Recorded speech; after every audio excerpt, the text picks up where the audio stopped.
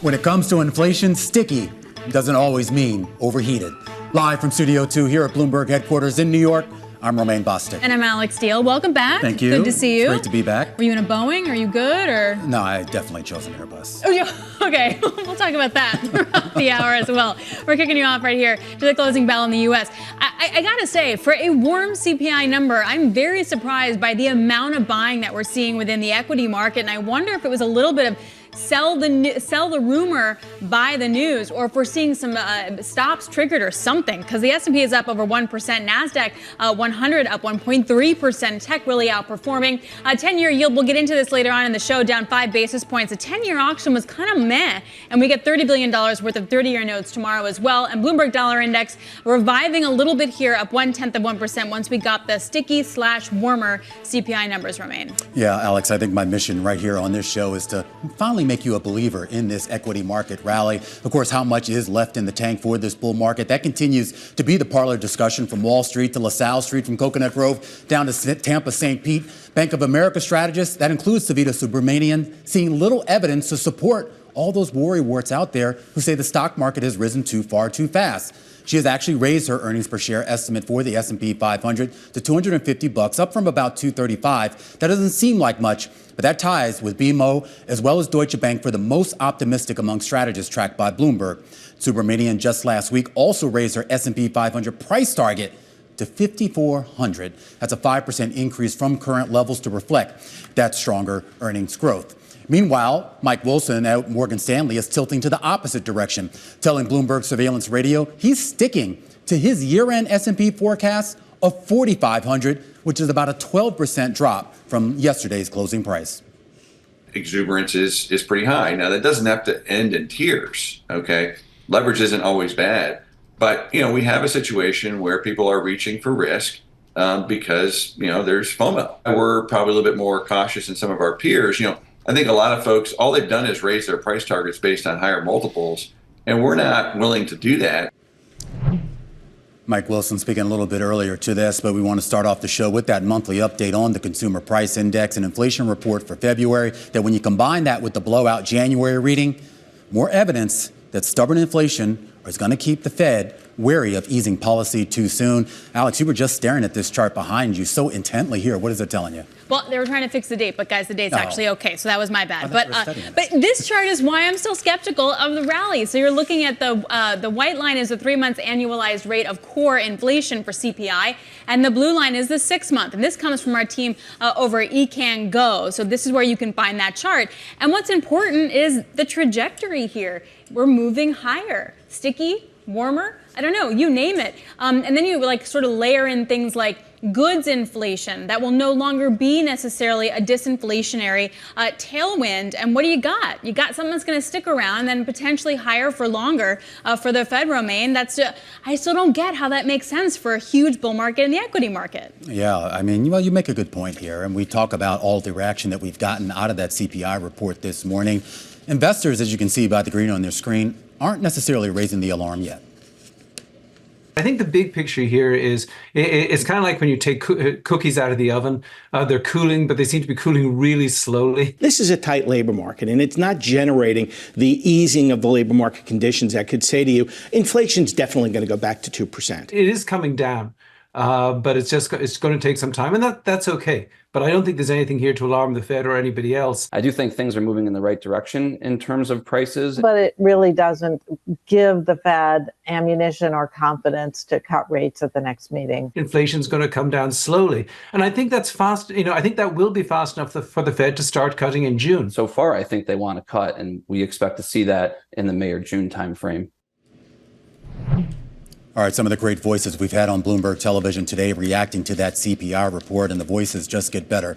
Nathan Sheets joining us right now to kick us off to the close, Citi's global chief economist. And Nathan, it seemed we came into this year, there was a very clear narrative of disinflation, but now we've gotten 2 reports to start the year for January and February that seem to suggest that maybe that narrative needs to be rethought. What did you make of it?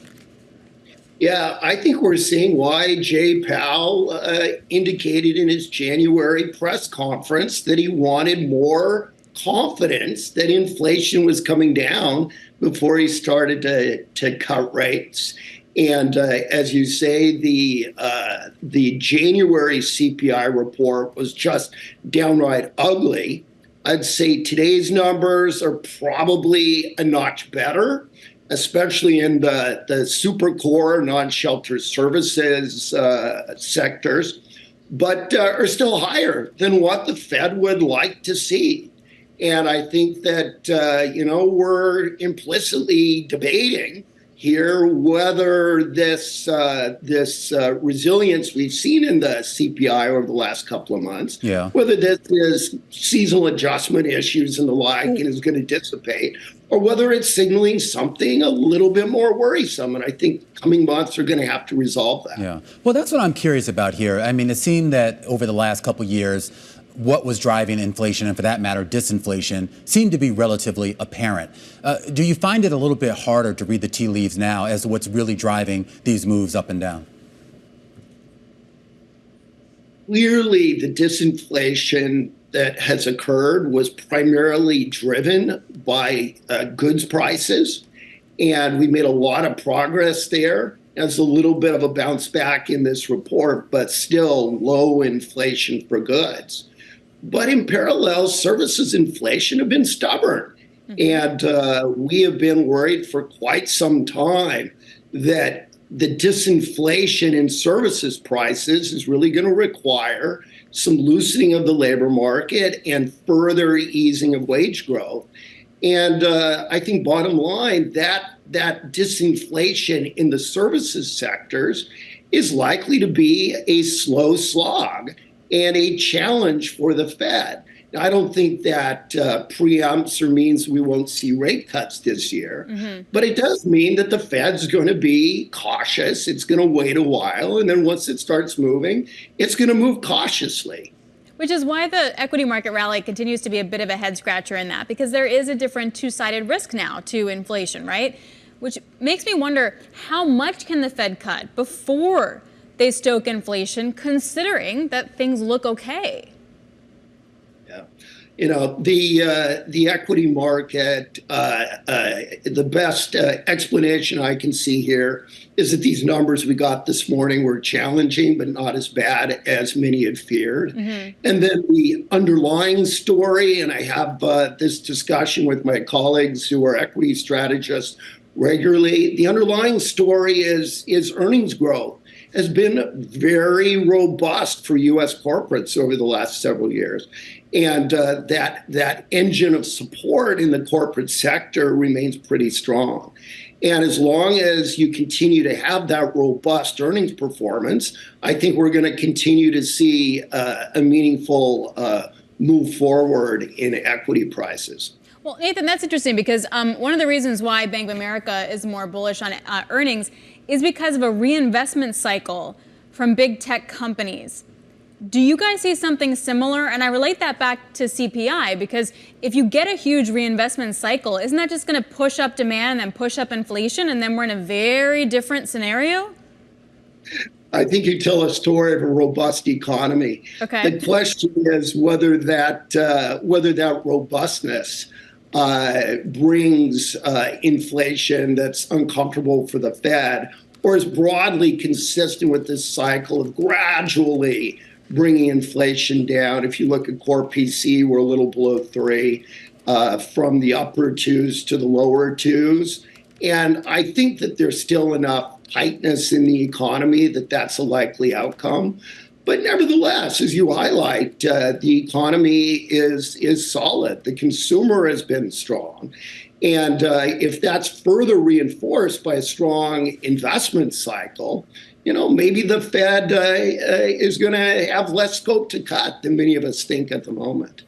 Yeah, good point. Nathan, always great to talk to you. Nathan Sheets, Global Chief Economist over at Citi, helping us kick you off to the close here on this Tuesday afternoon. Coming up after the break, a big rally in stocks, but a big sell-off in bonds. A lackluster 10-year Treasury sale may be to blame. Mike Cudzil, Senior Bond Portfolio Manager at Pimco, joining us in just a bit. All right, plus you get a read on the real economy. More on how inflation is affecting the U.S. manufacturing sector. Nick Pinchuk, CEO of the toolmaker Snap-on Incorporated, going to get the read from the ground, Romaine. And shares of IBM right now at an 11-year high, rising on positive commentary from Bank of America. We're going to talk to the analyst behind that call. All that and more coming up in just a bit. This is The Close on Bloomberg.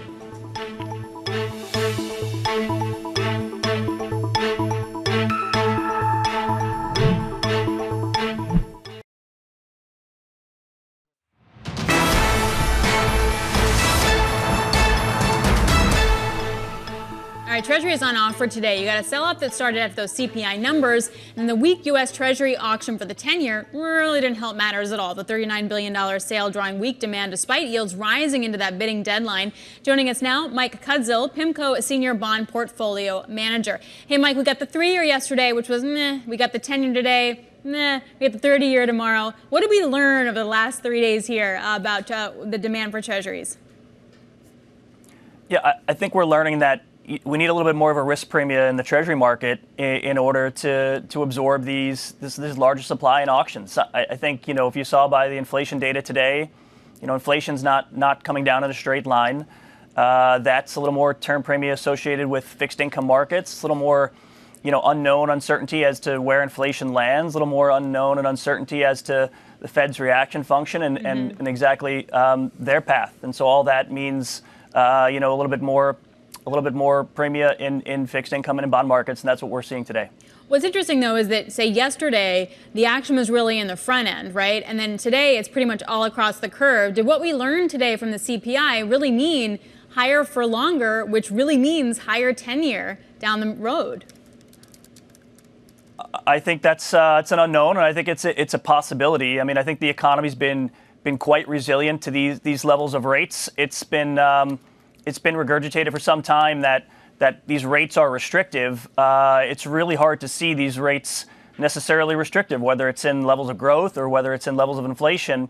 And so I think the jury's out on how high rates need to be for how long, and just where the Fed can cut to. So I think that's an open question, and I think it's one that markets are starting to process and. Yeah. More data, more time will certainly help us answer that question. Well, how are you positioning around that question, Mike? Obviously, you want to be as much out in front of it as you can possibly be here. There's already been a lot of activity, as you've seen, probably on the longer end of the curve, at least relative to the activity maybe that we didn't see a couple of years ago. Yeah, I think first and foremost, we're positioned on the intermediate part of the fixed income market. I think that's where we find the most value. You can get yields there of 4.5% to 5% in U.S. Treasuries. You can get with some spread product, 5.5% to 6% returns. You don't really need to take a whole lot of duration risk. You don't really need to take a whole lot of excess credit risk in order to get some pretty decent returns, and returns that can rival those of equity markets. I just want to take a step back. If you look at what happened last year we got the economic data wrong. It was the most called for recession in U.S. history that never happened. We thought the Fed was going, the markets thought the Fed was going to cut. They hiked. And then finally, issuance was higher than expected. So you got all three legs of the stool wrong, and yet fixed income returned 5.5% last year. Mm-hmm. And I think it's a really good reminder that, starting yields are really important for future returns. And so I think the yields on offer today really attractive and again rival those of equity markets, and we're encouraging investors to look at fixed income and increase allocations to the asset class. So when you look at that gap in basically what is deliverable on the yield side in equities versus what you get in the intermediate part of the fixed income space, Mike, do you anticipate at all that any actions the Fed takes this year, whether it's multiple rate cuts or even that rate hike that some people have started to talk about, would that change the dynamics at all for you and your positioning? Yeah, I mean, it could change a little bit, but in terms of an asset allocation perspective, again, if we are in a situation where we take hikes out or take cuts out or even potentially put hikes in, I think that's a scenario where if you think about fixed income markets right now, we can sell off 75 basis points and you'll have a zero return in fixed income. I think if we move 75 basis points higher in yield, that will really weigh on risky assets. So even from an asset allocation standpoint, we find fixed income, really attractive. And again, if we just sit here and rates don't really do a whole lot, you'll get that 4.75%, 5% return on treasuries, and even more than that with some spread product in your portfolio. So yeah, really a lot to like about fixed income relative to risky assets. Yeah, definitely a case to be made here that the real Goldilocks moment right now is playing out in fixed income. Mike, going to have to leave it there. Mike Cudzil over at Pimco. And, Alex, he was just talking about the possibility of maybe we get those 3 rate hikes that the market is priced in. The market's kind of found some sort of baseline right around that sort of 3.5 rate cuts for the year here. That hasn't budged much despite the data, and maybe that changes. What is it, next week we get the Fed meeting? Yep, yeah, next week. So. But it's just also, is it really about when they start or just how much they can actually do before? Is it going to be 3, 4, 5, 6? Is it going to have to be a little less before you get inflation really picking up? Yeah, I do think this timing does matter, right? The start, right? Because then you get to this question of how do you squeeze, the election, but also how do you squeeze 3, 4 rate cuts if they're starting, say, in August or something, as opposed to, now. Right, and and then that's where I think the election can also fit in too, with that at the same time. And also, it's interesting that you're still gonna. I wonder if this also means that the money in money market funds is just gonna stay there. Yeah. Because if you wind up having these nice coupons that may not be going away anytime soon, why are you going to move that money out? That money might not belong to anywhere but those money market funds. Yeah, and that's kind of to Mike's point. It's like you can get a pretty decent yield for relatively low risk in a lot of areas of this market right now. We'll go back to the equity market, of course. That is the risky market, and it is a market that right now flirting once again with record highs, and IBM getting in on the party. Those shares now at their highest level in about 11 years. This after a Bank of America analyst said that he expects substantial growth from the company. It's our top call, and it's coming up next, right here on The Close on Bloomberg.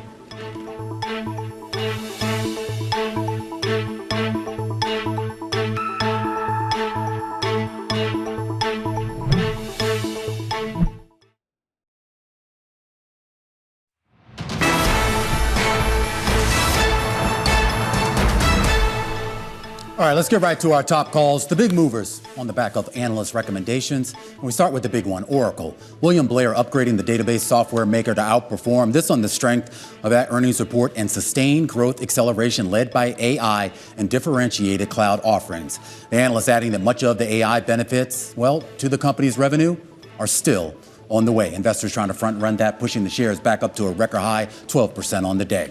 Next in line, Carvana. Jefferies upgrading that stock to hold from underperform, saying the used car dealer has actually made some operational changes that are improving unit economics. That should help drive Carvana up the road to positive cash flow. The price target almost tripled to $85 from $30, though. The shares on the soft side today down about 0.4%.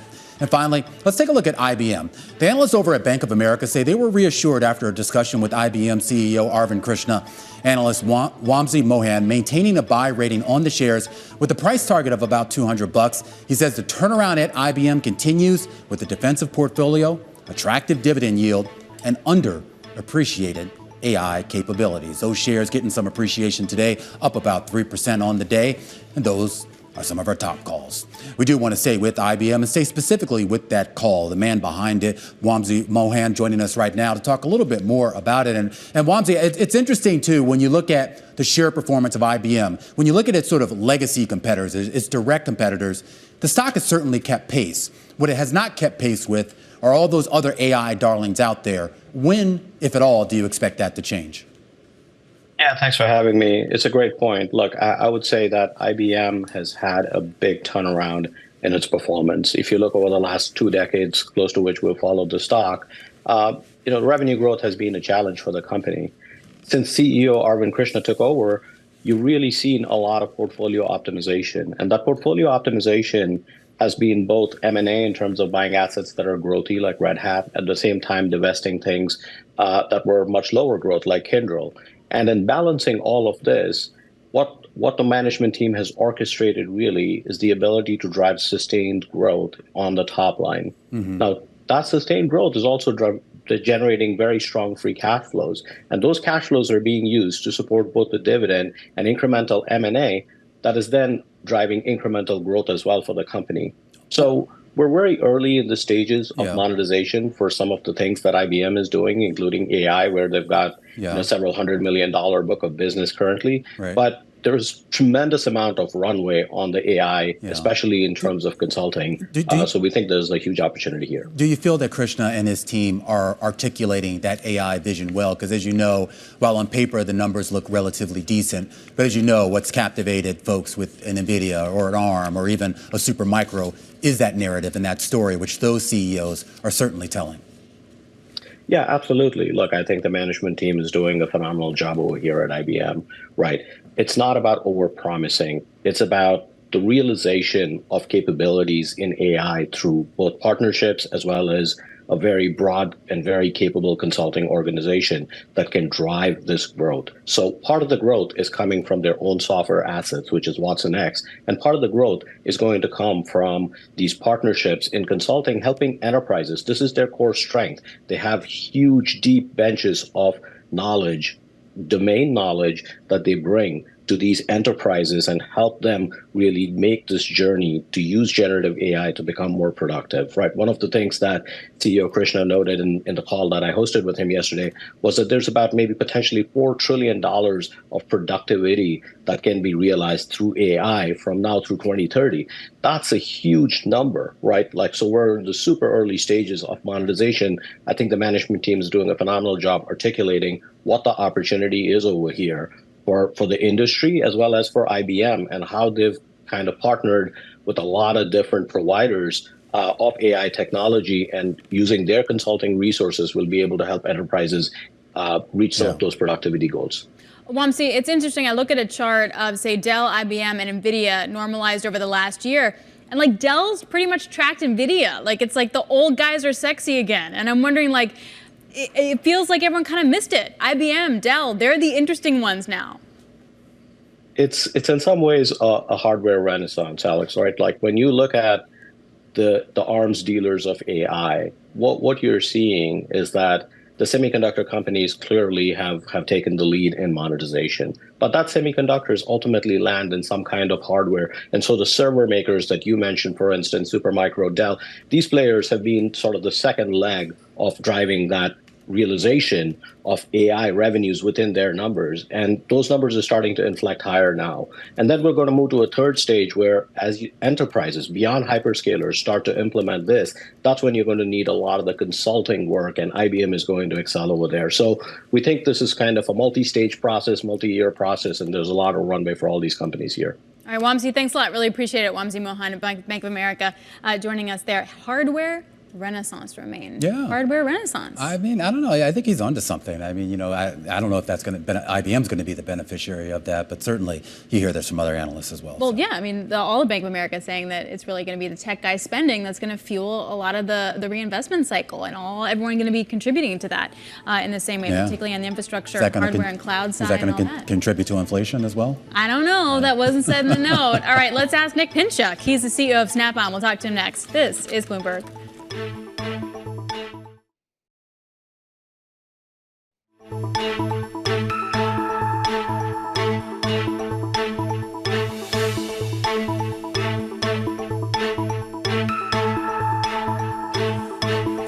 Just about 3:30 p.m. here in New York. This is the countdown to the close.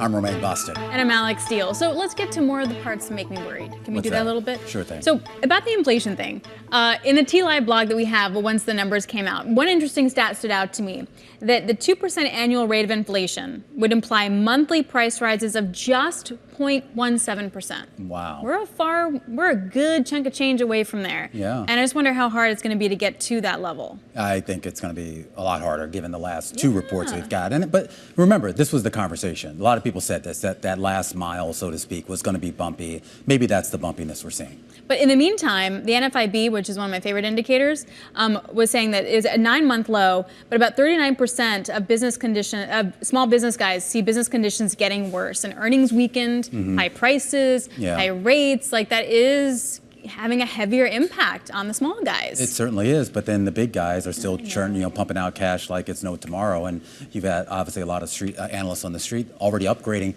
not just price targets, but actual EPS targets for the S&P as well. It's totally tale of two cities. That's why you get confused. Yeah. You can't blame a girl. Yeah. All right. Well, the numbers that are rising for inflation, it does raise the question about how many Fed cuts can we actually see in this cycle. So we wanted to go to somebody on the ground, manufacture stuff for consumers as well as industrials and companies. Nick Pinchuk is the CEO of the tool and equipment company Snap-on Incorporated. They make power tools. Nick, so great to see you. We have the inflation story and we have the demand side. Let's start with the inflation first. Where do you see prices that are still sticky, and what for you are prices coming down? Okay, good to see you. By the way, I got to thank you for wearing Snap-on red. I feel really at home. Anytime, Nick, anytime. It's a good thing. Look, if you're talking about the company seems to be pretty solid. The difficult inflation, the turbulence associated with inflation and supply chain is deeply in the rearview mirror. There's no more spot buys. So companies all over, I think, big and small, are okay with inflation. You kind of said it before, though. There's a big difference between the larger companies and the smaller companies and the financial economy and the grassroots economy. If you look at the National Association of Manufacturers data, their optimism is flat, has been flat last quarter, but the big companies are rising. And that's because everybody's saying, hey, it's soft landing. The Fed's going to, sometimes cut rates 6 times next year. That's good for the big guys. The small guys are going down. Yeah. Getting less confident. And part of the reason is you can see this. I was just with the people at work, mechanics and our franchisees in places like in the last month, I've been in Nevada and the Midwest and the East and the South. And they all say the same thing. Boy, our businesses are great. Our salaries are going up. We don't like inflation, though. When I go in and I buy food, I don't like it that I'm paying more for milk. I was I was pretty shocked myself. I just had a burger and a large fries and a large chocolate steak this afternoon. Yeah. I couldn't believe how much it was. Now, I don't burger all the time. I'm practicing girth control. But Nick, that's true. Yes, 100%. I mean, dinner out in New York is insanely expensive. Do you get the sense, though, that if all of a sudden we do get those, say, 6 cuts from the Fed, that demand's going to shoot right up and that inflation will then pick right up? No. Not well. Well, I think for big companies, it'll be good. People will invest. As you said, I think we're the arms dealers of critical solutions. So I think we'll do okay from big companies' point of view. And our big company business, selling critical industries to larger industries, are doing great, up double digits for 4 straight quarters. But if you go down to the grassroots level, for mechanics and other people who are in factories, they are troubled. And what drives their consumption has to do with, 1, the confidence they have and where they've been, and they've been through the pandemic, they're confident. 2, the work they're seeing, and their work is great. But 3, what they're seeing in the environment. They pay much more attention to the physical, sort of the general environment than I think companies. And what they've seen since October is a deterioration of that. Second war, more chaos in the border, a rising of the chaos in the border, the worry about the Red Sea, the election itself. Everybody's looking at the election, and 80% of Americans are saying, hey, if 80% say, boy, this election it's possible that it's going to come out badly for me. They think who's ever elected, there's going to be a new sheriff in town. They're going to make changes. A lot of those changes are going to be unwelcome. They don't like it. So what happens is you have people in the grassroots who are cash rich. Yeah. Their salaries are going up, but their confidence poor. And so what happens in those situations is they pivot towards shorter payback items. Yeah. They aren't unintelligent. A lot of people characterize them as they're going to overextend themselves. That isn't what's happening. They're actually pulling back. But Nick, I am curious sort of what turns this around. I mean, you've been doing this for a long time, so you've seen these various business cycles and political cycles for that matter as well here. What sort of brings that confidence back en masse? Well, I think one is you have to clear up some of the difficulties, or they have to make themselves through it. It happened, Romaine, it happened in the beginning of the pandemic. The pandemic occurred, and this is what happened. Repair shops kept humming because transportation is critical. Mm-hmm. Everybody ate. You need trucks to eat. They need to deliver stuff. You need warehouse workers. So those factory workers, those guys kept working. 2/3 of America kept working all through the pandemic. But they pulled back some and focused on shorter payback items. In Snap-on terms, wrenches and power tools and so on, and didn't buy 350 billion bit diagnostic units that will Right. pay back eventually. And so that's what they did. But then as the pandemic kept going and they realized they could survive it and that society was going to survive without turbulence, they started to open up. Yeah. This happened also in the great financial recession. This isn't our first rodeo around here. Well, but I am curious, though, Nick. I don't want to run out of time here. But then when I look at your past earnings, and at least when it comes to like the independent types of shops, definitely in the auto space, you saw service hours were higher. You did see, if not a healthy business or not a growing business, certainly a healthy business, I should say, for some of those names. Well, wait a minute, though. I did say cash rich. Yeah. Okay. In other words, you see, you're equating the financials with their attitude. It's not that they were cash. The Journal had an article in the Great Financial Recession. Economies glum, repair shops hum, and so it was. They were cash rich, but they'd keep buying things, but they didn't want to get themselves out in trouble because they didn't know where the world was going to be in 8 months. It's kind of interesting because customer sentiment and customer confidence seem to be going in the opposite. In the summertime, when it was lowest, these people were the most robust. Yeah. Now it's going up a little bit, still 20% below pre-pandemic levels, but they're more troubled by this. And part of it is every day they get up and get that bad news for breakfast, and they think, gee, I'm not sure what's going to happen next time, so I'm not confident in my future. It's not actually the economy itself. It's the confidence in the economy. That's a great point, Nick, and a great place to leave it. Always great to talk to you. Nick Pinchuk, the CEO and chairman of Snap-on, of course, out there in the great state of Wisconsin, there out in Kenosha, beautiful town. But he's a great voice, right? Because most of their customers are pretty much smaller independent businesses. So you get a much better read, or a different read, I should say, on economic conditions. It's like an on-the-ground kind of read. Yeah. But this was also kind of my point, is that if then things do stay okay and you get Fed cuts, is that just pent-up demand, cash rich? So then do you do stuff with that cash? And does that wind up fueling growth and then fueling inflation? Well, that's why I asked him about what brings a turnaround here. Because, he's seen these cycles before, and we've gone to this kind of dour pessimism. We went through that. Not to get too into politics, but we went through the same thing right when Trump got elected, right? Remember, there was all this dour, it's going to be awful, and things turned out, at least in certain pockets, turned out to be pretty well, if you're an investor. So maybe we get that again here. Yeah, I don't know. I find it really interesting. Yeah. By the way, I did not get the memo on the Snap-on Red there. Did you? Only the cool kids get Nick it. Just messaged you on there. The cool kid, we were just typing. That was pretty much that. Did you get the Southwest though? Maybe. I don't know. I don't uniform? know if I want to be wearing. Is there a uniform wearing their for colors Southwest? there? I don't know. I think they just wear T-shirts and flip-flops. Maybe that's possible. Why the shares are down 15% here on the day. The biggest drop we've seen in Southwest Airlines in about 4 years. This after the airline announced that it's cutting capacity and halting hiring. We're going to talk about some details behind that announcement. That's our stock of the hour, and it's up next. This is The Close on Bloomberg.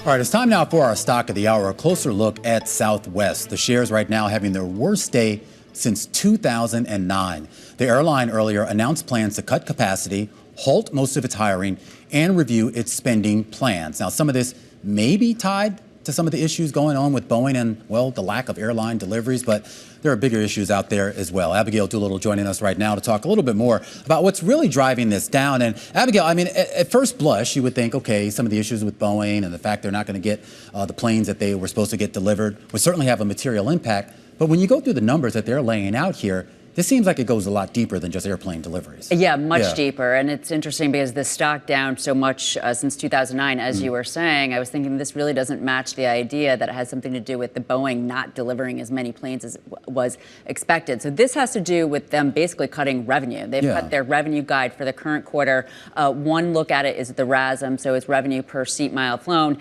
They're now looking at flat to up 2% versus the guide they gave just a month ago of up 2% to 4.5%. So the ranges are completely different. This really tells us that over the last month, fares have come down. They've had too many planes in the air. They're talking about it from the standpoint of lower than expected close-in leisure passenger volume. So that's basically within 21 days of the trip, they're not seeing as many people. The couple trips I've taken where I've done it days before apparently hasn't, I actually haven't flown Southwest, but I do like to travel that way. But apparently a lot of other people right now relative to Southwest are not. Now, relative to capacity for this quarter, year, it's going to increase 11%. The prior plan had been for up 10%. But if you think about that, more capacity is not good for them right now because it creates the same problem where there's going to be less revenue. So in a way, if we back into Boeing, if they do only get the 46 planes versus the 79 planes that they had gotten the year before, it could help them because they are going to have to cut capacity. So that's over the long term, it could be. It's well, except that the new planes that are going to come on are so much more fuel efficient that it actually saves them money in the long run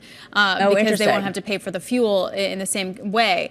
Now, what's interesting is that there was a JP Morgan Sector Airline conference, right, today. Are other airliners, particularly either the discount or the big guys, echoing something similar to what Southwest is saying? Not really. It's interesting. It seems that Southwest is its own airline relative to what it's talking about. Alaska, it's its own airline. It is definitely its own airline. I've not been on it in years. Why? Have you had an experience? No, just back in the day, Southwest, Spirit, Yeah, exactly. I flew a lot of it. Not anymore. Well, right now at least. But Alaska Airlines, they're the surprise winner, an upbeat outlook. Their loss, the guidance for the loss was less than half of what was expected. So that's really a better guide there. American Airlines, their bottom line for the second quarter, talking about what you're saying about fuel, increased considerably. So the look for EPS was a little bit light there. And then Delta just holding.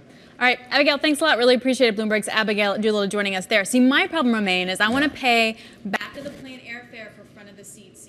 Yeah. How can I do that? I have no idea. You're asking the wrong guy. Because that's what I want. I've never been able to figure out the airplane game. I just pay whatever they tell me to pay, and I just sulk about it later. So. Right, no, fair. Yeah. But I don't want to do that. Yeah. I want to pay cheap fares for fancy service. Okay, I don't think that exists. Yeah, but I'm working on it. Here in the United States of America. No, that's my thing. All right, coming up, we're going to continue to count you down to the closing bells. You got Rich Weiss. He's American Century's CIO of multi-asset strategies on this really positive market day despite warmer CPI. This is Bloomberg.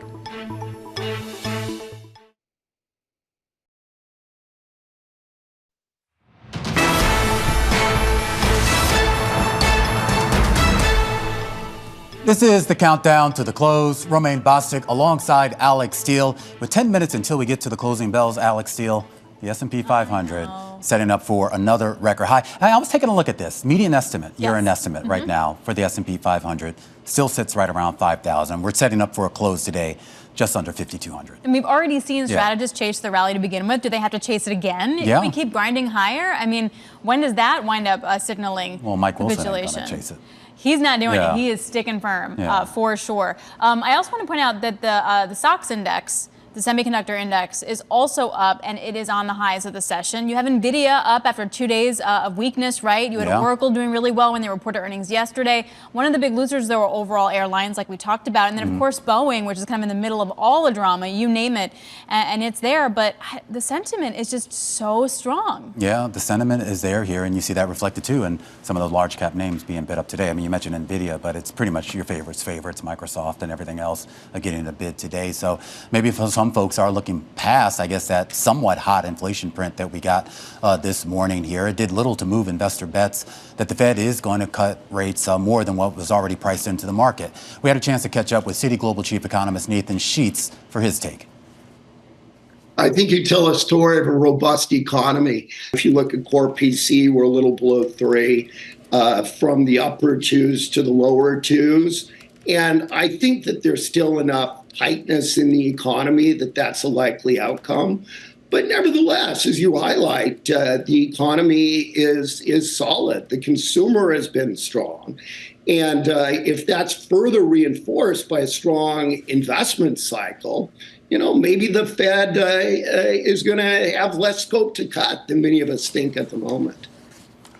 And that was Nathan Sheets over at Citi, helping us kick off to the close just about an hour ago. Here to help take us to those closing bells is Rich Weiss, American Century CIO of Multi-Asset Strategies. Rich, great to have you back on the program at a time where I'm not sure anybody knows what the heck's going on with the economy, what the heck's going on with the Fed or inflation. So I'm going to ask you flat out, Rich, what's going on with the economy, the Fed, and inflation?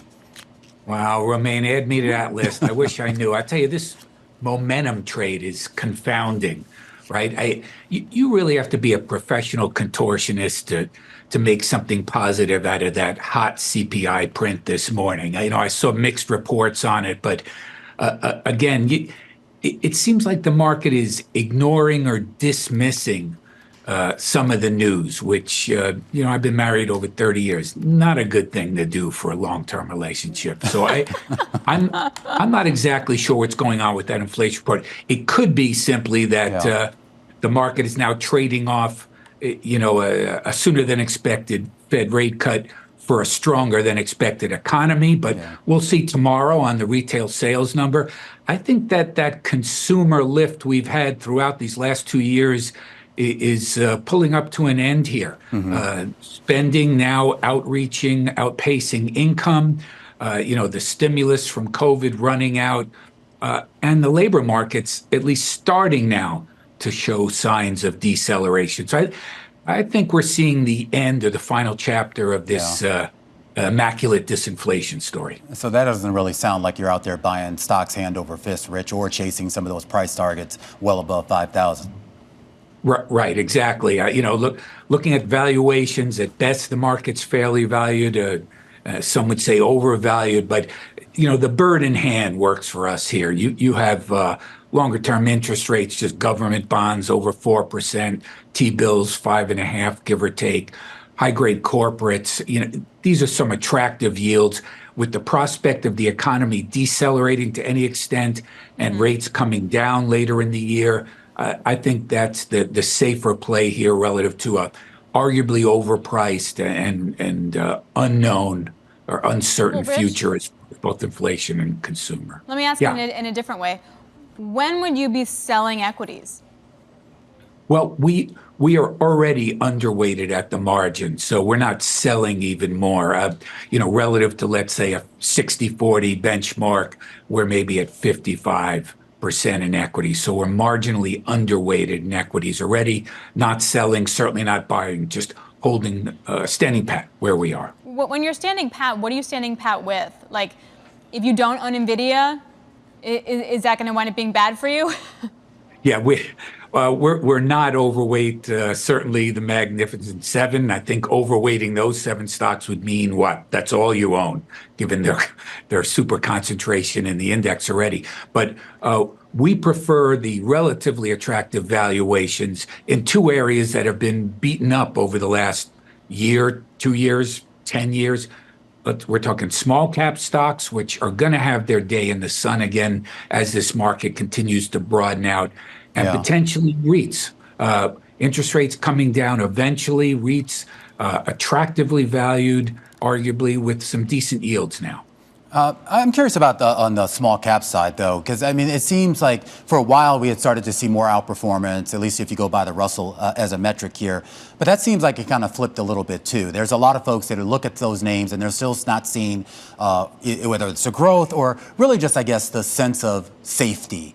And I'm wondering what would change that. Do you need better economic conditions, or is this just simply go out there and try to find some sort of, do your bottom-up research and find just an individual stock?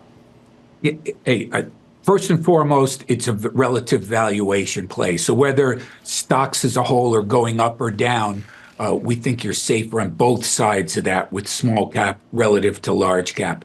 But to your good point, any kind of slowdown in the economy is certainly going to hurt all stocks equally, but a lowering of interest rates takes a lot of the stress off of some of those smaller companies. Again, we think they're safer in any downturn.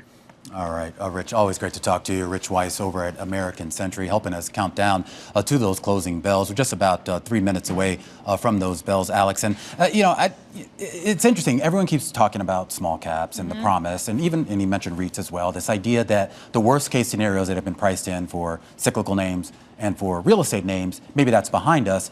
But that still doesn't mean he's bullish on the broader market. Right, but also the idea that if there is catch-up potential, it's not going to come from the Mag 7 or from tech. It will come from things like small caps and REITs.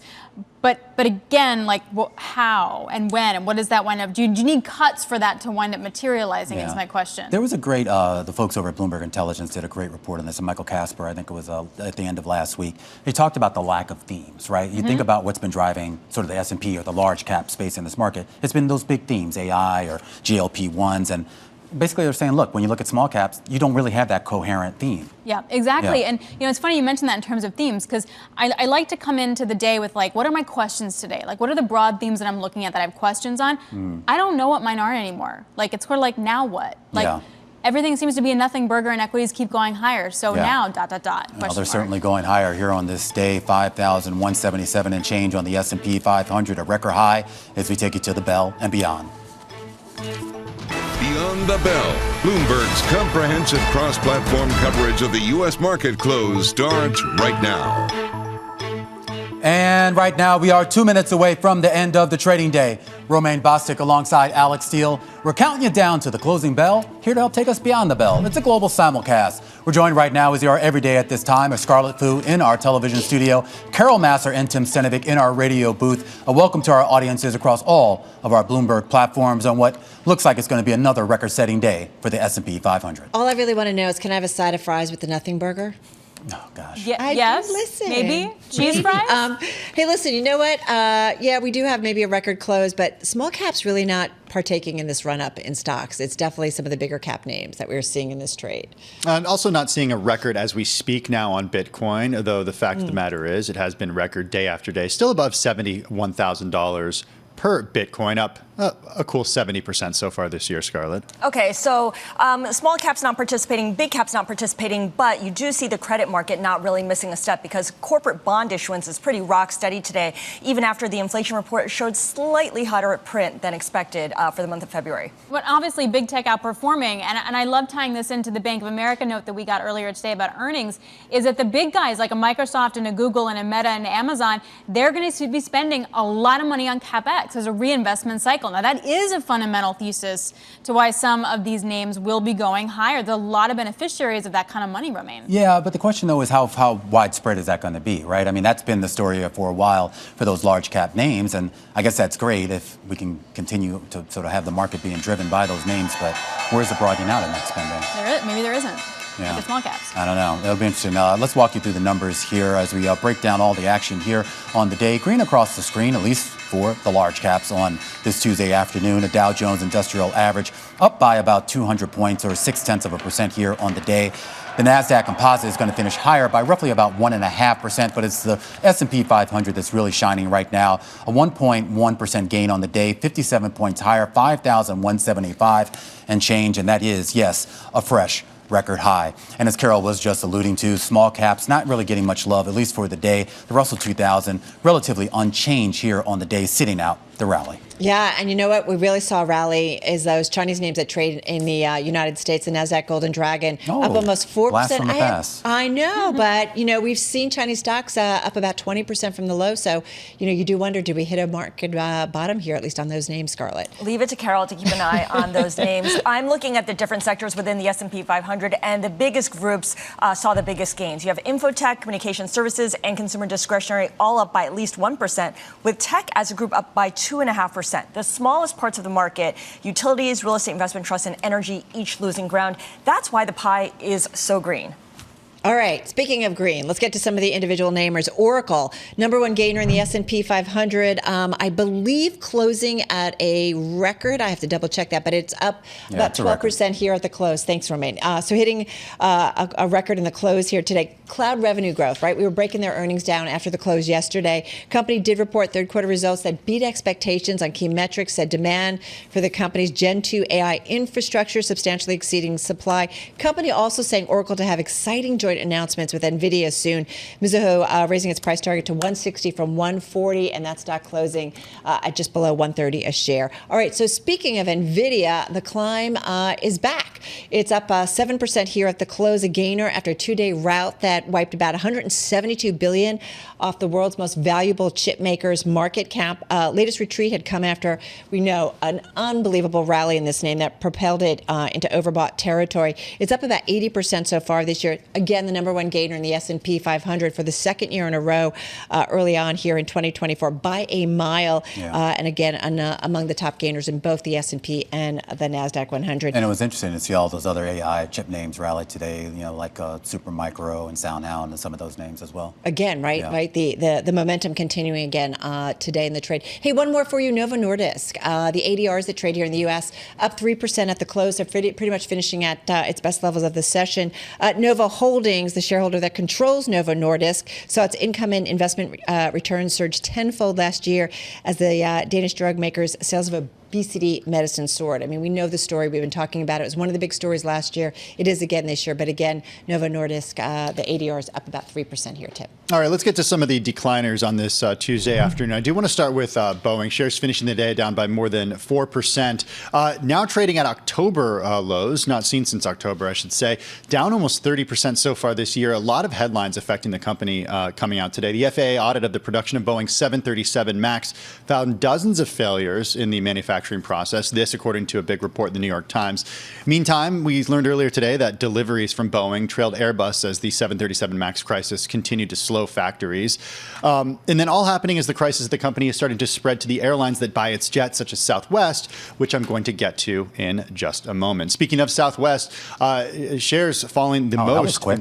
Yeah, I know. I'm not doing a deep tease here. I'm just going right to Southwest. Down close to 15% today.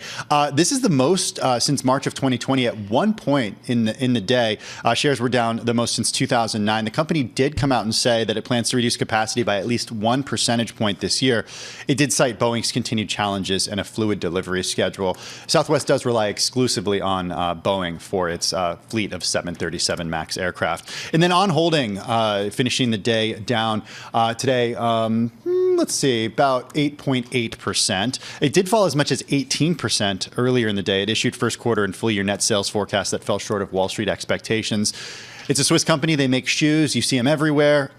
Fourth quarter net sales also missed the average analyst estimate. Analysts did say, though, that despite the results, the company continues to demonstrate positive momentum. Alex, do you have a pair of these shoes? I don't have them yet. I was literally just being like, on holding. What do they look like? I have them. Yeah, Carol's got them. You do? Yeah. Are they flat? They're super light. No, they're super light, and they have you almost feel like you're walking on bubbles. Walking on bubbles. That's their whole thing, on cloud. Sunshine. On cloud. Cool. Walking on sunshine. All right, I'm taking a look at yields guides because there was stuff that happened. So after that CPI, you saw the sell-off. You saw yields move higher pretty much across the curve. Then you also had that auction for the 10-year that was kind of meh. We get $30 billion worth of 30-year tomorrow. And then just crossing, you have a central bank governor over in Europe saying that the ECB is in broad agreement to cut rates in the spring, which just leads to the whole, hey guys, June, maybe we see some kind of central bank cutting cycle in the market, but then you get the hotter CPI and then you get conflicted. Yeah, and look, I mean, this is all going to change, potentially change in a big way in about a week's time when we do get the Fed meeting and whatever communication they want to give. But everybody's been trying to sort of, read these economic tea leaves out of these economic reports here. But maybe they should just be, looking at, the real world. I got some Carol tea. Massar. I got some tea leaves. I was told you were out in the Hamptons this weekend shopping for a home. I was not. I was. Nice. No. But there are many that are out there this weekend, and apparently home sellers are ready to buy a bunch of properties, and they're also ready to sell some properties. So they've been doing open houses out on the east end of Long Island. How much is that one that we're showing right now? I don't know what that is, but I'm guessing it might be a little outside my price range. 3 homes with asking prices of $20 million or more reached the market in February. That's up from just one last year. So if that's not for you, there's might be maybe a $6 or $7 million. Time to put some of that cash to work, Romaine. Cash on the sidelines, Scarlett? Not safe. Well, speaking of real economic indicators, there's another one that we can look at too, which is music festivals, because at least 10 of them have been canceled in the U.S. this year because prices have been going up. A lot of the price rise is being driven by the bands themselves, which are asking for higher prices because, of course, they lost income during the pandemic, so they're trying to make up for all of that. But everything's more expensive. I think it's because nobody actually likes music festivals. This is my thesis. When was the last time anyone on this television was at a music festival? The bands don't even want to go to music festivals. Yeah, I have never. You're not a Coachella. You know what I don't like? I said this earlier. There's nowhere to sit. There's no bathrooms. You're surrounded by people you don't know. Is there a worse way to spend a weekend? And it rains all the time. No, it's terrible. Or you're getting sunburned. Or maybe all the people are just getting older like us. And I then think we're that's like, the I don't know, Romaine, this stinks. You've been to a music festival recently. I have, and I'll say this. I think it's time for consolidation, as they say. Honestly, it was just too many of them. Tim talks about all the negative things. Tim, there's a lot of good things about the festival. Go on. But the point is, you think about how many of these things come down the pike, and how many. It's like the same kind of artists or a lot of overlap in the artists. And it's like, I don't know, there's only so much to go around. Like, I don't need to see Ty Dolla $5 different times in one summer. I also think that there's this idea of, if you want to spend serious money on a concert, you're going to spend that money to go to someone you really want to see, and not all of the other acts as well. So like not the headliners that, you have to put up with all the other bands to wait to see the headline. The good thing about getting older, though, is like all my favorite acts, they understand the struggle, Tim. They're going to be seats. It's going to be, it's going to start early and end before 10 p.m. Exactly. Starts at 3 p.m. in the afternoon on Saturday. For that music festival. One of the most recent concerts I went to about a year ago, we did sell the floor tickets for seats later, as we got closer to the date. I was a little optimistic when I bought those floor seats. Yeah. We want a seat. We want a seat. I want a seat. My legs get tired. Absolutely. No GA for me. And we want a bathroom. All right, that's a wrap. Cross-platform coverage, guys. Beyond the Bell, radio, TV, YouTube, Bloomberg Originals. We will see you again, same time, same place tomorrow. And our coverage continues here on Bloomberg Television. It was a big day coming out with that big CPI report this morning here in the U.S. A lot of implications for the big Fed meeting next week. Diane Swonk, chief economist at KPMG, joining us in just a second. This is The Close on Bloomberg.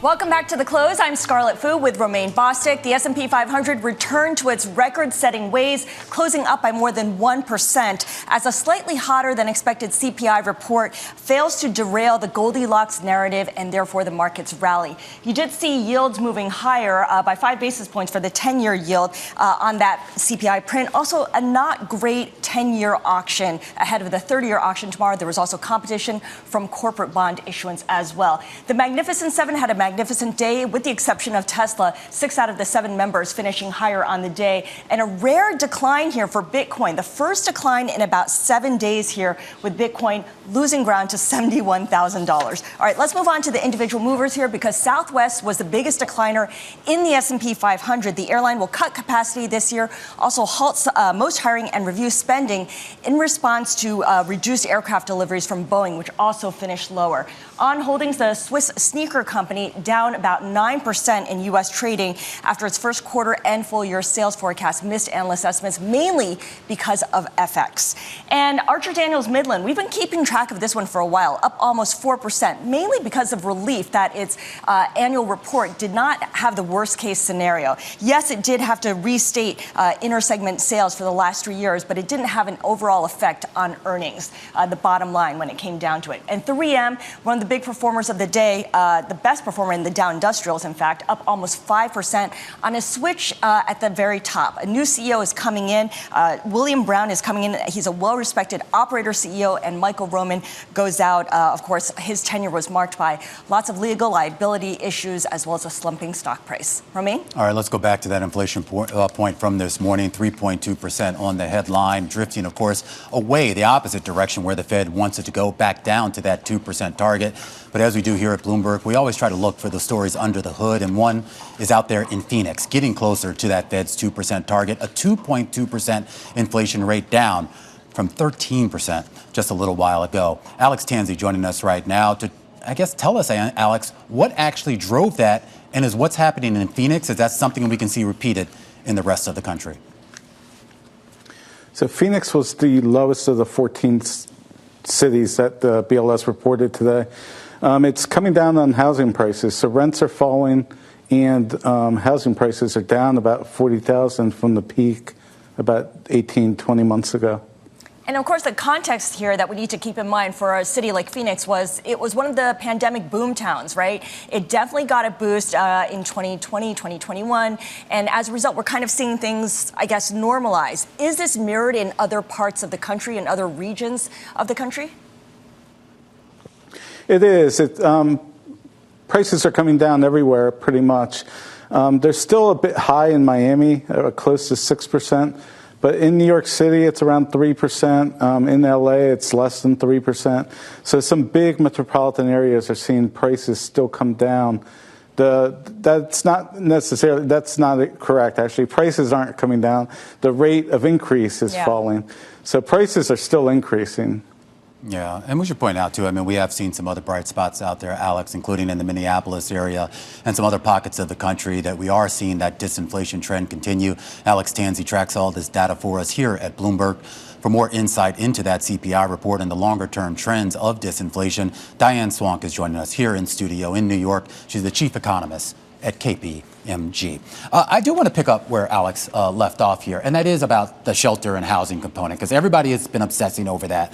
And there still does seem to be some relief, at least in certain corners of this country, where we're finally seeing housing kind of work to our advantage, the advantage being getting inflation down. Exactly. Yeah. And we did also see that sort of weird number last month that came off this month. And the Bureau of Labor Statistics actually went out and had a public webinar on how they do that. But I think that's important, and that will be a drag on overall inflation. But the point here is one that Scarlett already made, and that is that, of course, price levels are still high. And even where we see prices declining, things like new vehicle prices, we're seeing service sector prices start to create that floor under inflation and look stickier, which is what the Fed is the most concerned about. You mentioned that was at BLS briefing here. Were you on that secret list of they give you the real methodology that they use? I mean, I kid, but it raises a question about methodology. I know there's sort of the baseline fundamentals of economic conditions that drive inflation, but we also know the methodology plays a factor in it as well. You trust in that? I actually trust in the fact that they're trying to do the best they can. Do they always get it right? No. The fact that they were transparent and had a huge webinar for anyone who wanted to understand what exactly they're doing, that's the important thing. And that's what I trust in, and certainly working with statistical agencies. You know, if they could change the numbers, I don't know how they could, just given how it is really hard to coordinate everyone. And they're, you're spending a bunch of time with the statistics leaders. We have to drink because it's not a very exciting thing to do. But they debate actually technology and how do they best do different methods. That gathering must get fun after a while, after a couple of rounds. Well, you got to, yes. that is the whole point. But no, it is, I think, the important thing is that they came out and tried to be transparent. But, when we look under the hood under these numbers on the CPI, what's a little bit concerning is this sort of underlying acceleration that we've seen in core services inflation, and that's taking out the shelter costs. And that the Fed is worried about that because that is more sensitive to wage pressures. Now, this could be another head fake. This could be a seasonality problem. Everything post-pandemic, I say it's sort of like, the Wizard of Oz and not in Kansas anymore. Only, the pandemic was a twister that transported us there, but we don't get to go back. We don't get to click our heels and go back home again. And I think that's important because it's different rules exist, and there does look. We're not the only country that's seen some floor form underinflation in the service sector. You can't use the pre-2020 playbook anymore. It's not relevant. What we did see in the last couple of years, of course, is investors trying to front-run the eventual rate cuts on the back of loosening financial conditions. That eventually, according to your note, led to the economy's reacceleration, and the Fed has kind of acknowledged that as well. How mindful do you think Jay Powell is and every other Fed official is in its messaging? Is that why we get the repetitive messaging on, everything's data dependent and totality of the data, and, we're very comfortable, we're willing to be patient? I mean, because they want to fend off that potential front running. Exactly, because what we did see is every time that financial conditions eased, there's dry tinder in places like the housing market. We've got 12,000 people turning 35 every single day in this economy because millennials are aging into their peak home buying years. And the demand, every time the mortgage rate goes below 7%, we see the demand flare up again. And we want to see prices cool in shelter costs. Those kinds of things that they see out there, they're worried about when financial conditions ease so much that they reignite sort of those embers of inflation, or in this case, they're worried about what's a persistent inflation, particularly in things like medical costs. That's where we're starting to see it. You're also seeing it in insurance costs. There's a lot of damages out there that we've seen due to climate change as well. So all those things combined, they don't have a lot of control over everything, but the bottom line is they don't want to declare victory and pop the champagne corks until they know for sure that inflation is no longer an issue that's distorting all our decisions. Well, speaking of distortions, we go from housing to commercial real estate, because the weakness that you see there, you see this being a big theme in 2024, hitting hard. the losses, you say, will be dispersed, but not a systemic threat. So how will it show up in the data? How will it show up in the economy? Well, what we expect to see is there's going to be more losses due to office space, and that is coming. Now, we don't know. It's very dispersed on who actually holds all those leases. Yes, there's some in the banking industry, but there's also some outside of the banking industry. And there's some cases where I know a bankrupt building in Chicago where they don't even know who holds the paper, whether it's a foreign country that holds the paper or whatever. And I think that's what's important, is that we're seeing, it very dispersed. So it's not like the subprime crisis that had ripple effects through the economy. But it means that, of course, areas that we're building, places where we saw a lot of construction activity in Houston, in Dallas, that's coming to a halt. Yeah. We're also seeing some squeezing in the multifamily sector where, we have seen some markets are now overbuilt, and that's good because it's filtering down in terms of affordability. It doesn't mean the prices are cratering, but they're going to be softer, and returns are going to be softer for investors. So there's just not as much activity as one would expect otherwise. So that's a headwind that we have to go into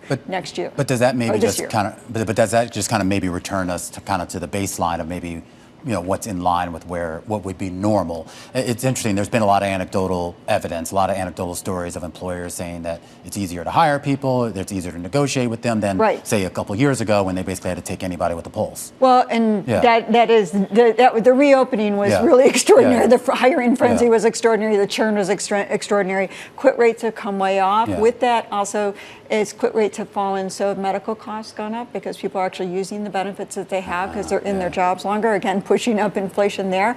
But we are seeing some easing in the labor market. We've also seen a huge increase in legal immigration to catch up from the pandemic and illegal immigration that is feeding into the numbers, that is softening the labor market a little bit in terms of the wage pressures, but there still are wage gains. That's the good news. What I worry about is where the wage gains are, because the wage gains that got so leveled up for those workers that were almost invisible, that became essential, the frontline workers that all of a sudden became essential and got their wages leveled up and had their moment in the sun got burned by inflation.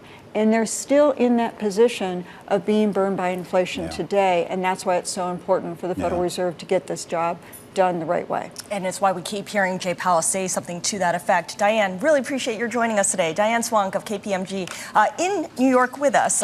It's a rare event when it happens. Thank you so much. Thank you. And of course, Romaine, when it comes to those, the labor market, the softness, you're definitely still seeing a lot of for hire signs out there, but I keep hearing, I was in San Francisco last month, it's really difficult for laid off software workers to find jobs. Yeah, and that gets back to the anecdotal evidence. We saw some of that in the Beige Book. There was that great report that came out last week by the New York Fed. And it gets to this idea here that the labor market might be moderating, but it's not necessarily like collapsing or going, circling the drain, if you will. Right. It's not cratering, but it's certainly not the boom days post-pandemic where you could negotiate your way up to double-digit % increase for salaries.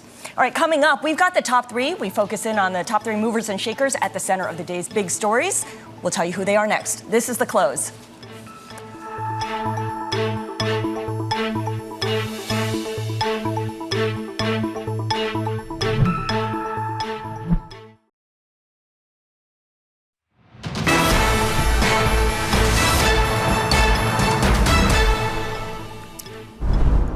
A convertible bond offering coming from Coinbase. That's the breaking news, crossing the Bloomberg terminal right now.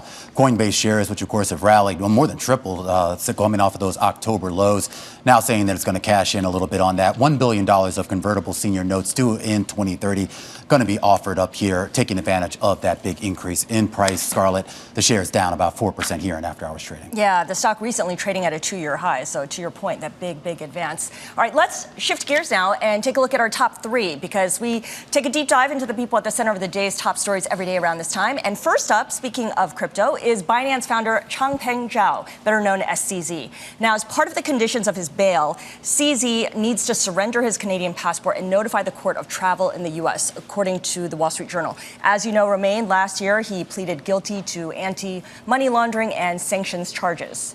I for some reason I forgot. I thought all his legal troubles, he had kind of dealt with all that, but I kind of forgot there's still a lot of loose ends out there here. Keeping an eye on CZ. I'm keeping an eye on someone here back in the U.S., Chamath Palihapitiya, in the news right now. His venture capital firm, Social Capital, we have learned, fired 2 of its partners, citing an undisclosed, quote, situation. This is according to a letter sent to investors that was reviewed by Bloomberg. We did reach out to Social Capital for comment. They declined to comment on it. But based on the contents of that letter that our reporters saw, they said they basically became aware of a situation last Tuesday, and they are probing internally. Jay Zaveri and Ravi Tanuku out, terminated.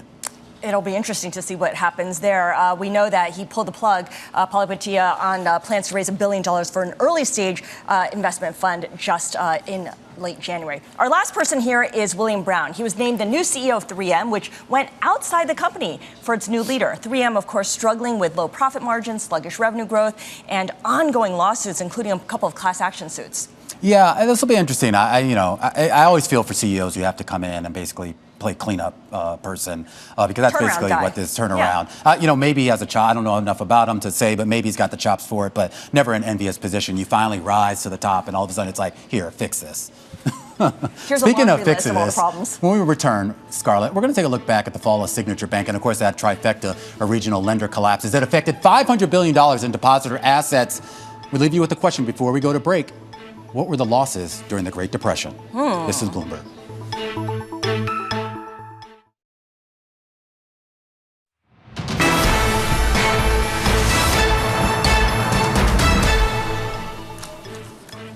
All right, normally we take a look decades back in history, but today it's fitting just to go back to what happened 1 year ago today, March 12th, 2023. It was a Sunday evening when New York State regulators stunned investors by announcing they had shuttered Signature Bank. Now, that announcement came just days after the demise of Silvergate Capital and SVB Financial, 3 U.S. banking failures in barely a week, and all 3 would rank among the 4 largest banking failures in modern U.S. history. And that's the backdrop for my question of the day. $500 billion in assets were affected from just those 3 banks in just 1 week. To put that into perspective, during the decade-long Great Depression, at least 9,000 banks failed, taking with them a combined $7 billion in depositor assets, or when you adjust for inflation, roughly about $130 billion today. What was even more dramatic about Signature's shuttering and subsequent liquidation was that torrent of deposit outflows. Remember, on the previous Friday, March 10th, 2023, that torrent had actually stabilized by Sunday. That made the decision to close the bank that day a shock to the company's managers, who had really only found out about it just moments before the public announcement. Former Congressman Barney Frank, who is a Signature board member, was incredulous. We began to get these deposit outflows on Friday, began dealing with them. I believe by Sunday we had resolved that, finding more capital, and the deposit outflows stopped. Now, to be fair, much like Silicon Valley Bank, Signature's clients were made up almost entirely of businesses and had a deposit base almost entirely uninsured. While most of the depositors in 2023 were made whole, the episode did rattle the nerves of investors. That steady trickle of dollars out of banks and into money market funds, that started in 2022 as the Fed raised rates, but it turned into a flash flood in 2023 with those bank collapses. Growth in money market fund assets, which had flatlined in the 2010s at around $2.6 trillion, had begun to swell in the early months of the 2020 pandemic, and in 2023 soared by more than $1 trillion for the most for any year on record. Now, conversely, deposits at U.S. banks dropped from about $17.7 trillion at the start of the year to $17.2 trillion by May. That included a 2% decline in March 2023, which was the biggest monthly outflow since the Black Monday crash in October 1981. Now today, bank deposits, they still not returned to those pre-crisis levels, and money market funds still sit on a record $6 trillion in cash, more than double the levels of just about 6 years ago. And that's why everyone's wondering when that money will be deployed and put to work. Where will it go? Equities, bonds, Bitcoin? The question lingers. All right, we're going to move on to corporate news now, because Starbucks is going to be holding its annual shareholders meeting tomorrow.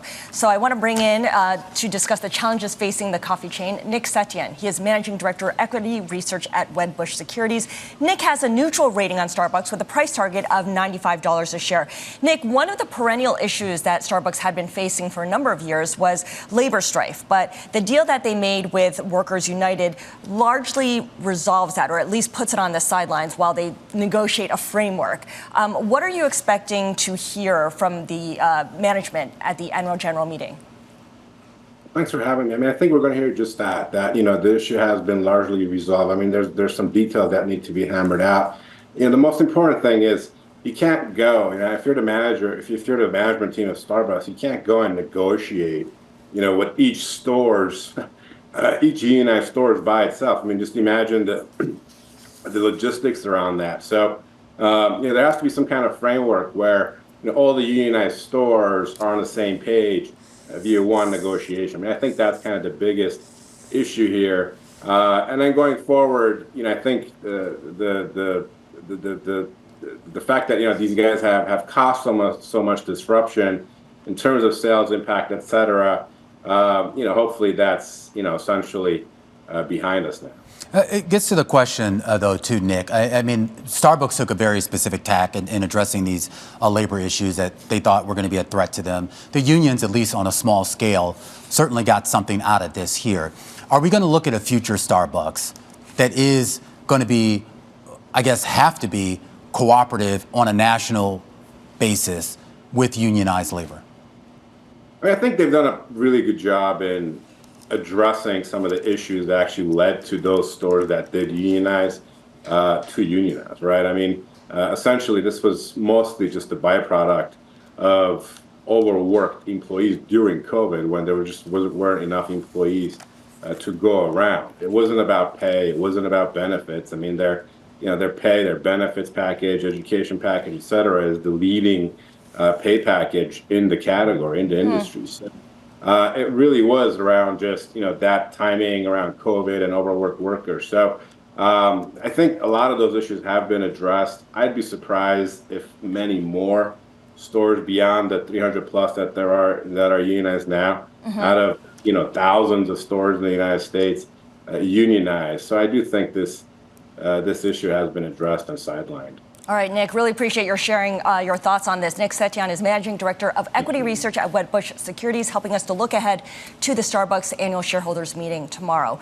But we do want to stay with labor issues because this month, the Dartmouth men's basketball team voted to unionize, making them the first group of organized student athletes in the nation. So joining us now for a roundtable is Chris Peck, president of SEIU Local 560, which has organized both undergrads and graduate students at Dartmouth. We also have with us Jason Stahl, founder and executive director of the College Football Players Association, which seeks to represent former and current college football players. Chris, let me start with you here. The Dartmouth men's basketball team voted 13-2 to be represented by the SEIU. What specifically does the team want? Are they seeking hourly wages? Are they seeking a share of the broadcasting revenue? Can you tell us? Healthcare is probably one of the number one things they're looking at in my conversations with them. Obviously, it's a player-led group, and they're working, they're studying.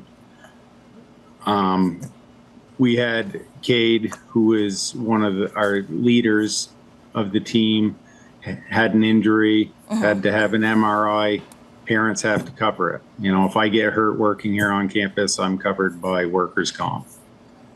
Got it. Of course, workers' comp is a sensitive issue because in the past, the NCAA came up with the term student athletes to avoid having to pay workers' comp for athletes who got injured. Jason, let me bring you into this because there is a precedent from 10 years ago when Northwestern football players wanted to organize, but the NLRB ended up siding with Northwestern rather than the players. No union vote took place as a result. What's the single biggest difference between then and now? I mean, I think the single biggest difference between then and now is that there's been a sea change in college athletics. There's been a sea change among athletes. I think COVID, referencing the last story you all just did, and Starbucks workers, I think COVID really had a huge effect on the organizing efforts of college athletes nationwide because they were effectively being told, college football players who we're seeking to represent, that they were the essential workers of college athletics, that their labor was necessary for athletic departments to sustain themselves. And I think that really was the first empowerment for college athletes, where college athletes said, boy, we're the only students who are being asked to come back to campus to work. Why is that? Well, of course, because without our labor, without us being on the field, this whole thing doesn't work. And then you follow that with athletes being able to monetize their name, image, and likeness for the first time in 2021 after the NCAA had fought that for decades, really, you could make the argument. And I think so athletes have had this real sense of sort of empowerment. We really want to kind of capture that collective empowerment that they felt during the COVID summer of 2020 and reharness that, as I think you saw with the Dartmouth players here, to show that true change is possible through collective action, that only, that NIL was a start, but NIL is still sort of more individualized effort. Right. We really think the next frontier is collective bargaining. But with regards to that collective action here, how collective is it going to be, Jason? Is this just going to be about college football, basketball, basically the premier sports out there? Is this also going to be all-inclusive of those secondary sports that I think some people are worried about now, given the recent push? So, I think it's whatever the athletes decide. I think like what's great about what happened at Dartmouth, and I really commend Chris and the athletes there who stood up and, are seeking to affect change at that one institution. It's really up to the athletes here. I think this is there's sort of this paternalism that I think the NCAA has done a good job of sort of inculcating in the population for a long time. These are kids, these are student athletes, et cetera, et cetera. Yeah. They can do what they want. They're Americans like anybody else. They can stand up and collectively bargain and participate in collective action in the same way you and I can. Well, okay. Well, up until a couple of years ago, they couldn't, though. And Chris, you know this. They always can, though. They're Americans. They can stand up, and they can stand up for their own labor rights just in the same way you and I can. They're Americans. My alma mater. They're adults. I want to go to Chris for a second because my alma mater stood up to this, Northwestern, and they got slapped down by the NLRB. When I was in school many decades ago, this issue was bubbling then, decades ago here, and it was pretty much made clear by the powers that be they weren't going to get that. So when we talk, Chris, about the power that these athletes feel that they have right now and the ability to leverage it, do you see that broadening and persisting? Absolutely. I see it sweeping across the country eventually. These guys, they recognized it. We've had conversations. They definitely, this will, sorry, I'm not used to being interviewed. That's okay. Chris, let me just follow with you because you've noted that the union has received help from outside sources, given how historical and precedent-setting this case is for athletes around the country.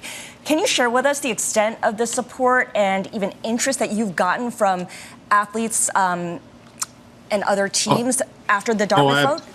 Absolutely. Our guys are getting contacted by multiple teams here at Dartmouth, across the Ivies, across the country.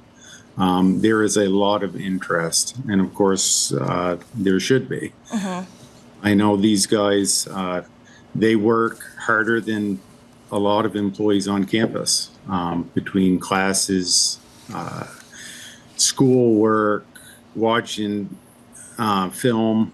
Yeah, and they're part-time jobs as well, which many of them have because Dartmouth doesn't give athletic scholarships. Jason, let me come back to you for a moment here because when we talk about Dartmouth, the men's basketball team is not Duke, it's not Michigan, right? It's not successful on the court or financially in the same way. Dartmouth doesn't offer those athletic scholarships. So what's stopping them from shutting down the basketball team? How valuable is this team to a school like Dartmouth? Well, it'd be an unfair labor action if they shut down the team, number one. Number two, I think it's just nonsensical to me in the sense that you have an undergraduate student manager of Dartmouth basketball who makes an hourly wage. Why shouldn't the players be able to make an hourly wage? It seems it's that simple, but I think because we've been under decades of NCAA propaganda, which suggests that these are people who are sort of less than. They are student athletes, they are kids, they are something other than young adults who deserve to make a wage if they're engaging in labor. And businesses have to pay their laborers regardless of whether the business makes a profit. You all know that. And so I think that the idea that they're going to use an excuse that they don't make a profit, which I have seen, being contested in many quarters that they gain a profit. But I think that's not an excuse to not pay an hourly wage, which seems like such a simple request that I think a university with an $8 billion endowment should not be making that argument. All right. I want to thank both of you for joining us today. Chris Peck of the Services Employee International Union, Local 560, who helped organize the basketball team at Dartmouth, and of course Jason Stahl of the College Football Players Association. Romain, I'm so glad you brought up the Northwestern action. Yeah, me that too. Didn't result because in if you anything. didn't, I was going to, no matter what. No, definitely. And it's something we've talked about as well. Yeah. What was the mood like on campus when that was happening? Well, with that latest action, I mean, I was far removed there, Among alumni then. Was there support for that? It was a ton of support. And I think Yeah. everybody really saw it. Remember, people thought they were going to win. I mean, they were like, oh, this is, because it all made sense on paper, right? And then RB's decision came down that really just kind of smacked it down. And everybody thought that was it.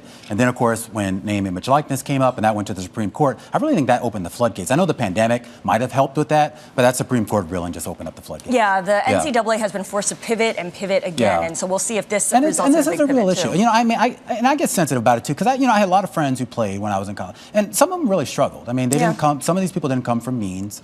They weren't allowed. Not only were they not getting paid, but they weren't allowed to have work study jobs. They weren't allowed to sell any of their images. So any money they got was basically just through the good graces of the program, or maybe if they had parents who can fork them over. Those days got to end. So Yeah. that's not American. They were students, and Yeah. of course they had full-time jobs, in quote marks, as athletes on the football field. Yeah, you put me out there, you make money off me, I'm going to get a cut of it. That's Right. American.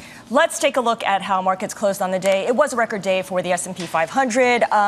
Not so for the NASDAQ. A slightly hotter than CPI report didn't do much to discourage the advance. I like what Mohamed El-Erian had told Bloomberg last week, which is the vibes right now is good news is good news, bad news is good news. And you see that there with the Magnificent Seven and the S&P 10-year yield moving up by 5 basis points. And Bitcoin, it's down, but it's still at $71,000. This is the close on Bloomberg.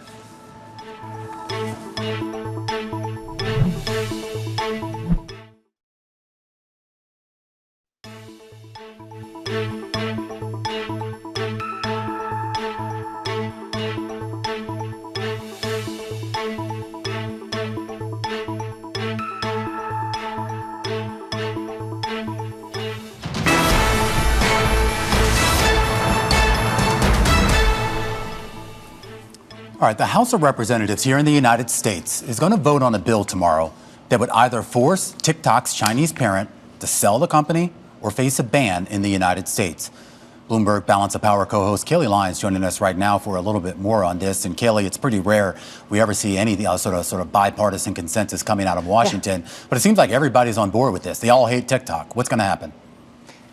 Not quite everyone, Romain, but it does seem likely that there will be enough votes in the House tomorrow to pass that chamber. It's going to be passed under a suspension of the rules, which means 2/3 of the body have to vote for it. And right now, it does seem more likely than not that the votes are there. The real question is going to be in the Senate, where TikTok CEO Shou Chew actually was today lobbying senators to vote against this measure, should it actually reach the Senate floor. Some of the concerns that some senators are raising include First Amendment questions, whether or not it's constitutional or violates free speech for some of these content creators if TikTok were to go away. Also concerns around the precedent this sets, considering this is a specific private company that is being named in U.S. legislation. One Republican Senator, Tom Tillis of North Carolina, suggested this precedent could potentially mean that, say, Europe were to use this against U.S. companies in the future. It's also worth keeping in mind that former President Donald Trump, who within days could have the Republican nomination for president for 2024 locked up, while he supported TikTok ban during his administration, now seems to have changed his tune on that. And we have seen that the former president does hold a great deal of influence over some Republican members of Congress. So it'll be interesting to see if that changes any minds as well. And of course, President Biden has said if this reaches his desk, he would sign it. But it's a question of if it does. And TikTok says even if he does, they plan to fight this in every legal way they can. So for the most part, you have the House in favor of this. You have a lot of the Senate in favor of this. You have the president in favor of this. But former President Trump has changed his mind on it. We also had the FBI Director Christopher Wray talking earlier about Chinese ownership. What did we learn from him when it comes to national security issues? Well, he really pointed to the fact that ultimately this is a question about the Chinese Communist Party and the access that it has to Americans' data through TikTok. Of course, TikTok maintains that U.S. operations are separate, that it is not a direct conduit to the Chinese Communist Party, and yet that is essentially what we're hearing U.S. intelligence authorities suggesting is that is pretty much how that relationship works. And it's worth keeping in mind here the role of China in this as well. Even if the U.S. were to pass legislation into law that would say ByteDance has to divest TikTok, that would need approval from the Chinese government as well. And it's very unclear whether or not they would grant that. Hey, real quickly, Kaylee, I saw a little bit earlier the Polish president and prime minister were at the White House today meeting with Biden. Yes, they were. They met with congressional leadership as well. We're actually going to speak coming up on Balance of Power with the Polish president, Andrzej Duda, and talk to him about what exactly he heard here in Washington and whether he is leaving here more confident that additional aid to its neighbor Ukraine will pass this Congress. There are efforts underway now in the House led by Democrats for a discharge petition to go around Speaker Mike Johnson and actually pass Ukraine aid on the House floor, but it's unclear at this time whether or not it's going to get enough signatures and what the path forward for that aid will be if it does not remain. All right, Kaylee Lyons there. She is the co-host of Balance of Power along with Joe Matthew. And as she was just alluding to, an exclusive conversation coming up in the 5 p.m. hour Washington time with the president of Poland. Meanwhile, back here on The Close, as we wrap up our coverage here on the day, we're going to set you up for what to watch tomorrow. This is Bloomberg.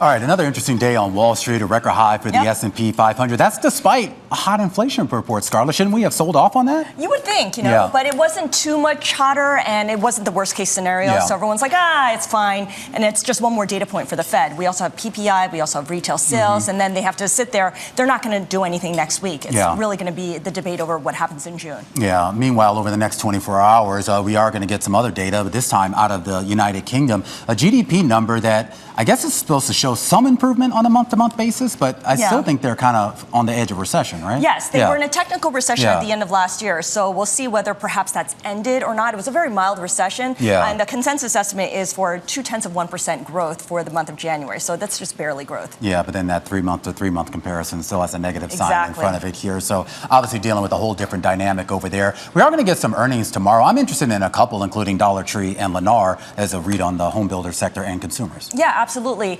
It's going to be interesting, especially when it comes to Lennar, because mortgage rates have stayed elevated, and we know that people are looking for that rate to come down to something in the neighborhood of 6% or 5% before they can really jump in there. And the new home building market has been the one where everyone is looking to kind of absorb some of the demand that's out there. Yeah, absolutely. And then you see there Volkswagen. Maybe a good read on what's going on in the auto sector. There's been all this talk about softness in auto sales, particularly on the EV side. And then we also have Adidas up there as well. Adidas as well up there. We saw On Holdings, the Swiss sneaker maker, come out with results that didn't meet the highest estimates. So have we reached peak sneaker? I don't know. I don't think so, based on everyone that's walking around the office. All right. Well, we may have reached peak auction. We had a pretty sloppy 10-year auction earlier today, $39 billion. We're going to get another one tomorrow to round out the week, about $22 billion of 30-year bonds set to be sold. Yeah. Who wants maturity? Who wants duration? Yeah. Yeah. I mean, look, they'll sell them. The question is at what price, right? Exactly. Yeah, There's always a price. This is still, the United States, and Scarlett. Not everybody keeps cans and, as Alex says, cans and gold under their bed here. All right, that does it for us here on Bloomberg Markets to Close. Full coverage next tomorrow with me, Scarlett, and Alex. But stick around. Balance of Power is coming up after the break. This is Bloomberg.